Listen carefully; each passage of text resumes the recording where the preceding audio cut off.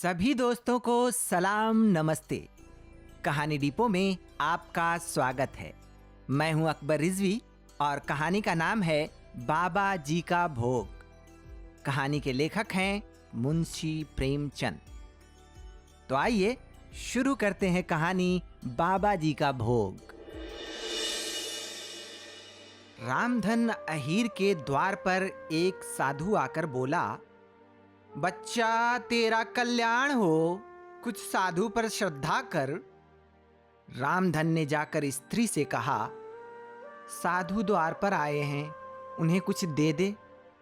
स्त्री जो कि बर्तन मांज रही थी और इस घोर चिंता में मग्न थी कि आज भोजन क्या बनेगा।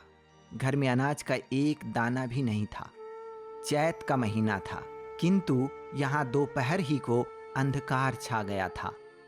उपज सारी की सारी खलिहान से ही उठ गई। आधी महाजन ने ले ली, आधी जमींदार के प्यादों ने वसूल की। भूसा बेचा तो बैल के व्यापारी से गला छूटा। बस थोड़ी सी गांठ अपने हिस्से में आई, उसी को पीट पीट कर एक मन भर दाना निकला था। किसी तरह चैत का महीना पार हुआ। अब आगे क्या होगा? बैल क्या खाएंगे, घर के प्राणी क्या खाएंगे, यह ईश्वर ही जाने। पर द्वार पर साधु आ गया है, उसे निराश कैसे लौटाएं? अपने दिल में जाने क्या कहेगा? यही सब सोचते सोचते स्त्री ने कहा, क्या दे दूं, कुछ तो रहा नहीं। पत्नी की बात सुन रामधन ने कहा, जा जा देख तो मटके में कुछ आटा वाटा मिल जाए तो ले आ। स्त्री ने कहा, मटके झाड़ पोंछ कर तो कल ही चूल्हा जला था, क्या उसमें बरक्कत होगी? झुंझलाते हुए रामधन ने कहा, अरे तो मुझसे तो ये नहीं कहा जाएगा कि घर में कुछ नहीं है, किसी के घर से मांग लाओ ना।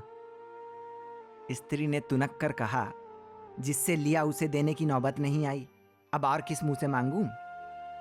देवताओं के लिए कुछ अंगौआ तो निकाला है ना, वही ला दे देता हूं।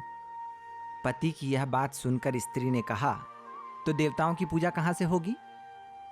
रामधन ने पत्नी को समझाते हुए कहा, अरे देवता मांगने तो नहीं आते, समाई होगी तो करना, न समाई हो ना करना। स्त्री ने झुंझलाते हुए कहा, अरे तो कुछ अंगौआ भी पसेरी दो पसेरी है, बहुत होगा तो आधा सेर होगा। और इसके बाद क्या फिर कोई दूसरा साधु नहीं आएगा? उसे तो जवाब देना ही पड़ेगा ना। रामधन लापरवाही से बोला, अरे ये बला तो टल जाने दे, फिर की फिर देखेंगे। स्त्री झुंझला कर उठी और एक छोटी सी हांडी उठा लाई, जिसमें मुश्किल से आधा सेर आटा था। वह गेहूं का आटा बड़े यत्न से देवताओं के लिए रखा हुआ था। रामधन कुछ देर खड़ा सोचता रहा, फिर आटा एक कटोरे में रखकर बाहर आया और साधु की झोली में डाल दिया। महात्मा ने आटा लेकर कहा, बच्चा अब तो साधु आज यहीं रमेंगे, कुछ थोड़ी सी दाल दे दे तो साधु का भोग लग जाए। रामधन ने फिर घर के अंदर आकर स्त्री से कहा। संयोग से दाल घर में थी। रामधन ने दाल, नमक, उपले जुटा दिए, फिर कुएं से पानी खींच लाया।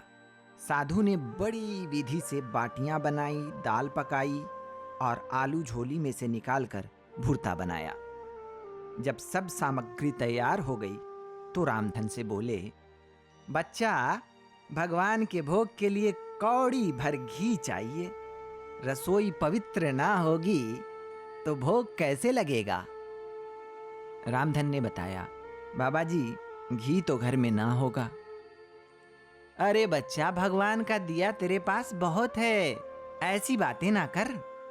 रामधन ने कहा, महाराज मेरे पास गाय भैंस तो है नहीं, तो घी कहां से होगा? साधु जिद पे अड़ गया, बच्चा भगवान के भंडार में सब कुछ है, जाकर मालकिन से बोल तो।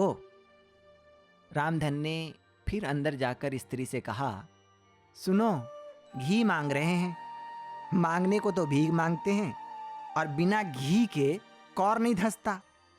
स्त्री बोली, तो इसी दाल में से थोड़ी लेकर बनिए कि यहां से ला दो।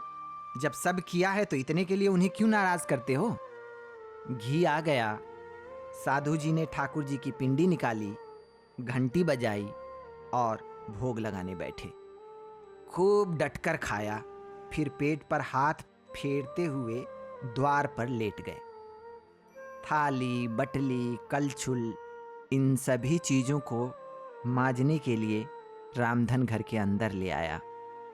उस रात रामधन के घर चूल्हा नहीं जला। दोनों पति पत्नी ने खाली दाल पकाकर ही पी ली। रामधन जब लेटा तो सोच रहा था, मुझसे तो यही अच्छे हैं। तो यह थी कहानी बाबा जी का भोग। लेखक थे प्रेमचंद। कहानी आपको कैसी लगी हमें ज़रूर बताइएगा, क्योंकि आपकी प्रतिक्रिया हमारे लिए बहुत महत्वपूर्ण है।